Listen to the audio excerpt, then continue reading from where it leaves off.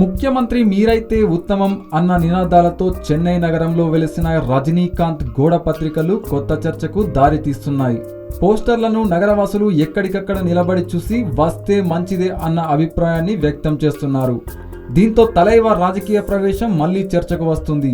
Super star Rajinikanth రాజకీయాల్లోకి రావాలని అభిమానులు కోరుతుంటే ఇష్టం లేదని రజనీకాంత్ చెబుతూ వస్తున్నారు. అయినా అభిమానులు సందర్భం వచ్చిన ప్రతిసారి తమ కోరికను తలైవా ముందు పెడుతూ వస్తున్నారు. ఈ చర్చ తమిళనాడులో 2 దశాబ్దాలకు పైగా కొనసాగుతుంది. ఈ చర్చ ఎప్పుడు జరిగినా రాష్ట్రంలోని 2 పెద్ద పార్టీలైన డిఎంకే, అన్నా డిఎంకేలు కలవరపాటుకు గురవుతున్నాయి. అయితే చిన్న పార్టీలు మాత్రం రజనీని ఆహ్వానించేవి. అభిమానులు ఆనందంలో మునిగి తేలేవారు. 1996 ఎన్నికల సందర్భంగా అన్నా డిఎంకే మళ్లీ అధికారంలోకి వస్తే రాష్ట్రాన్ని ఆ దేవుడు కూడా కాపాడలేడు అన్నాడు రజనీకాంత్.